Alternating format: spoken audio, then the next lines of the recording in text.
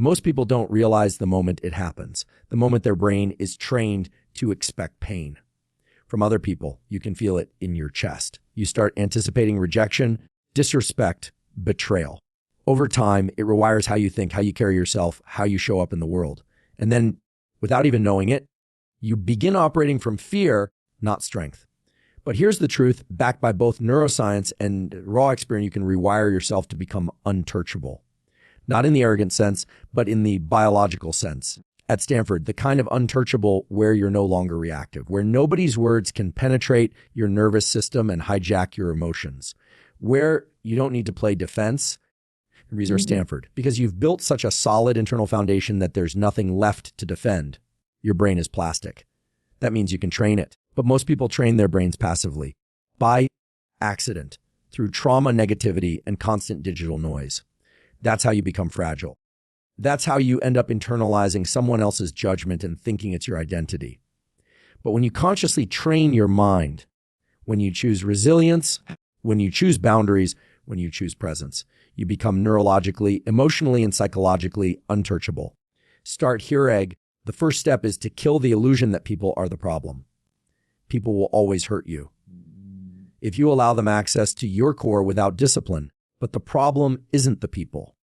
It's the open circuits you've left exposed. Your self-worth, your need for validation, your hunger for approval. These are neurological vulnerabilities, like open wounds in your circuitry. And the moment you decide to seal them, the game changes. Use neuroplasticity to your advantage. Every time you breathe deeply, when you're disrespected instead of reacting, you train your prefrontal cortex to take back control. Every time you speak truth instead of staying silent to keep the peace, you strengthen the neural pathway of self-advocacy. Every time you say no and mean it, your brain learns that your boundaries matter. Over time, those decisions compound into a nervous system that no longer flinches at conflict, into a mind that isn't hijacked by emotional chaos. This isn't about suppressing emotion. It's about owning it, integrating it, honoring your biology while mastering your response. When you do that, your energy becomes sovereign. People feel it. They can't manipulate you because there's no leverage. They can't intimidate you because your posture says, I am already enough. They can't trigger you because your emotional circuitry is regulated, not hijacked. There's a level of stillness, of clarity, of presence you can access where pain stops feeling personal, where the person who tries to hurt you just reveals their own unhealed nervous system, and you recognize it without absorbing it. Become untouchable, not by becoming cold, but by becoming so grounded, so neurologically aligned that no one's chaos can enter your field. Your job is to build that field. One boundary, one breath, one act of courage at a time.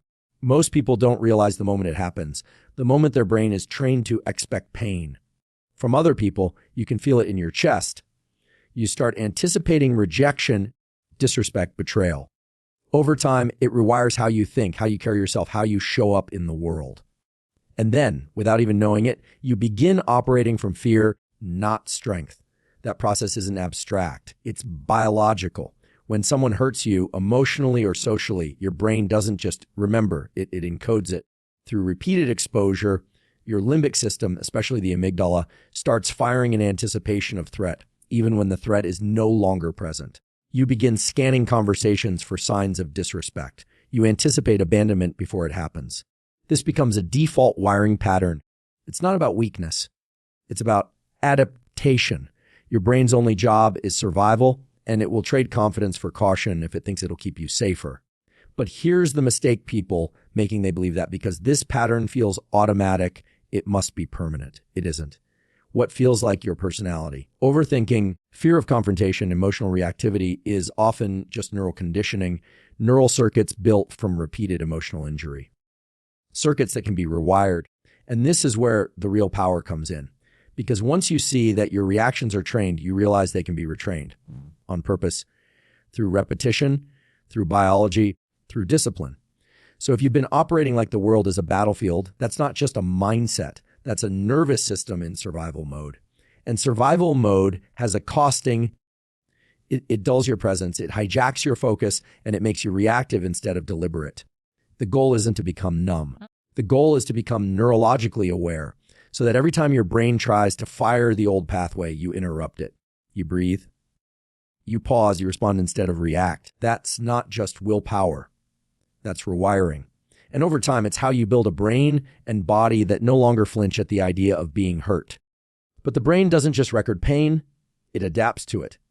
And that's where everything starts to change, because the same system that once encoded fear and emotional fragility can be retrained to encode strength, calm, and control. This is the science of neuroplasticity. Your brain is not a fixed structure.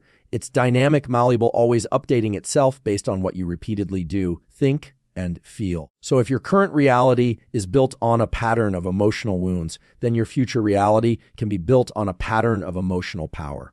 The neurons that fire together wire together. Every time you respond to stress with stillness, you're building a new circuit. Every time you set a boundary, speak with clarity, or regulate your reaction, you reinforce a pattern of autonomy. These aren't just motivational ideas. This is literally your brain reshaping itself. The prefrontal cortex, the part of your brain responsible for decision making and impulse control, starts taking the lead. The amygdala, the emotional alarm system, starts quieting down. And what feels at first like effort starts becoming default. It's not about never feeling fear. It's about reducing the latency between the stimulus and your response. That gap, that's your power. Because in that space, your brain is choosing a new path. And with enough repetition, what once triggered you will barely register. You're not just pretending to be strong. You're becoming neurologically immune to the same things that used to derail you. It's the science of self-transformation. It's plasticity with purpose. And the moment you stop outsourcing your stability to other people and start building it from within, you begin to embody the version of yourself no one can shake. That transformation doesn't start with other people treating you differently. It starts with you treating yourself like someone worth protecting. Most people try to become untouchable by controlling the external, cutting people off, avoiding conflict, hiding behind silence or sarcasm. But that's not resilience, that's avoidance. And it never works long-term because it's reactive. The real shift happens when you stop looking outward and start building inward. When you understand that being untouchable has nothing to do with how others behave and everything to do with how you interpret, filter, and respond to what comes at you. Your internal state, your emotional baseline, your self-concept, your nervous system regulation, that's the source of your strength. And if that internal state is fragile, you'll always be vulnerable, no matter how hard you try to shield yourself. The goal isn't to toughen your exterior. It's to stabilize your core. Think of it like this. You don't want to be a wall that nothing gets through. You want to be a grounded system where energy flows through you without destabilizing you. The insult passes, the judgment lands, the moment stings, but it doesn't stick because your sense of self isn't up for negotiation. From a neurological perspective, this is about creating coherence between your thoughts, your emotions, and your physical body. When those systems are aligned, the need for defense dissolves. You're not constantly scanning the room for danger. You're not trying to read minds or preemptively shrink to avoid conflict. Instead, you're rooted in presence, calm, clear. People feel that? And ironically, the moment you stop needing to be protected is the moment you stop getting attacked. Not because the world suddenly changes, but because your energy no longer invites interference. You're no longer giving people hooks to grab onto. Your boundaries aren't loud, but they're immovable. That's not a performance. That's physiology. And this is where most people misunderstand boundaries. They think boundaries are just verbal statements, lines you say out loud to keep people in check. But in reality, boundaries are neurological signals. They are patterns your nervous system emits when it knows what it stands for. Every time you say no and mean it, you're not just setting a limit, you're reinforcing a neural pathway that tells your brain, I am safe, I am in control, I decide what enters my space, and your brain listens. Each act of self-respect is like a weight lifted in a neurological gym. You build strength through repetition, not by yelling, not by pushing people away, but by becoming congruent. When your words, your tone, and your body language all align, your brain encodes that integrity as a safety signal, and people around you feel it. They may not be able to explain it, but they will respect it, because what you're projecting is not aggression or defensiveness, it's certainty. Calm, regulated certainty. That kind of energy makes you untouchable in a very real biological sense, because when your nervous system is trained to protect your space without escalating, it doesn't enter fight or flight. It enters command. And in command, you don't react, you respond. You don't explain your worth, you embody it. Boundaries stop being a performance and start becoming a presence. And that presence is your defense. Not because you're guarded, but because you've trained your mind and body to move as one. And when that happens, the right people respect you more and the wrong ones lose their leverage because there's nothing left to exploit. What really separates people who become untouchable from those who stay reactive is their ability to regulate, not suppress their nervous system. This isn't about being motionless. It's about being in command of your internal state, especially under pressure. When someone disrespects you or triggers a past wound, your limbic system, particularly the amygdala, lights up. It floods your body with adrenaline, cortisol, and emotional urgency. Your heart rate spikes, your breathing gets shallow, and your prefrontal cortex, the part responsible for rational thought and long-term decision-making, starts to shut down. That's the moment most people either explode or collapse. But it's also the moment where power can be reclaimed. Because if in that exact moment you take a slow, deliberate breath, you are interrupting the stress response. You're signaling to your brain that there is no immediate danger, which brings your cognitive control back online. That's not just mindfulness. That's neuroscience. That's respiratory-based modulation of the autonomic nervous system. And it's one of the fastest ways to transition from reactivity to clarity. The key is repetition. You don't wait for chaos to hit before you train. You train in the quiet moments. You train when things are calm so that when they're not, your brain already knows what to do. Because what you rehearse becomes what you reach for. So if you practice stillness, breath control, and focused attention during stress, your nervous system will start to make that your new baseline.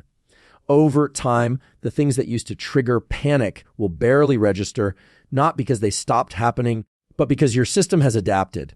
Regulation doesn't make you passive. It makes you precise. It lets you choose your battles with strategy instead of impulse. And in that space, you gain access to the version of yourself that's composed, grounded, and not for sale emotionally. You stop letting temporary emotions drive permanent outcomes. That's the real flex, having the power to react, but the discipline not to. There's a massive misconception that becoming untouchable means shutting down your emotions, as if stoicism means being numb. But that's not resilience, that's dissociation. True emotional strength isn't about suppressing what you feel, it's about owning it with precision and awareness. When you suppress emotion, it doesn't disappear, it gets stored physiologically. It shows up later in your posture, in your sleep, in your digestion, in the way you speak to people who didn't even cause the wound. What you want isn't less emotion, it's integration. That means understanding that every emotional signal is a form of information. It's your nervous system communicating with you, not attacking you. Anger isn't weakness. Sadness isn't fragility. Fear isn't failure. These are all neurological activations that can either control you or be channeled by you. And the way you channel them begins with recognition. You feel the emotion, you name it, and then you decide what to do with it, not the other way around. This is how you reclaim the driver's seat in your own brain. Emotional ownership trains your insular cortex, the region responsible for self-awareness and internal mapping.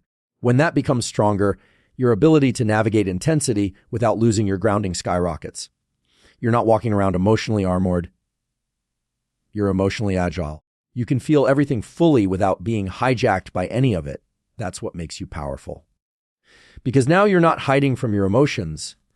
You're harnessing them. You're not scared of your triggers. You're decoding them. And from that place, nobody can use your emotions against you. They become tools, not weaknesses. Data, not danger. And when you operate from that level of awareness, you move through the world with a calm intensity. You're not cold, you're clear. You're not detached, you're deliberate. You've trained yourself to let emotion inform you, but never define you. That's not just emotional intelligence, it's neurological command. And when that emotional command becomes consistent, something subtle but powerful begins to shift. Your stillness starts speaking louder than your words ever could. You walk into a room and you don't have to posture, don't have to over-explain, don't have to overcompensate. Why? Because your nervous system is no longer broadcasting fear, urgency, or insecurity. It's broadcasting coherence, presence, stability.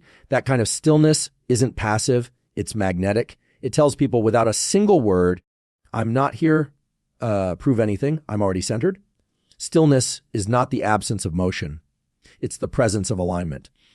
When your breathing, heart rate, thought patterns, and body language are synchronized, you become neurologically efficient. You stop wasting energy on unnecessary reactions. And this efficiency translates into confidence, not loud, performative confidence, but the quiet kind that makes people take notice without knowing why. Because your brain is no longer scanning for threats, it's focused. Because your body is no longer tense, it's responsive. And people around you feel that. The science is clear, regulated states are contagious. This is called autonomic resonance. When your nervous system is calm, it influences others to match your rhythm. That's why the most grounded person in the room always sets the tone. Not the loudest, not the most aggressive, the most regulated. And when you train yourself to live in that stillness, not as a moment, but as a baseline, you become untouchable in a way that has nothing to do with force. You stop absorbing chaos because your system no longer mirrors it. You start commanding respect not through demand, but through presence. And in a world addicted to noise, your stillness becomes your most undeniable signal of power.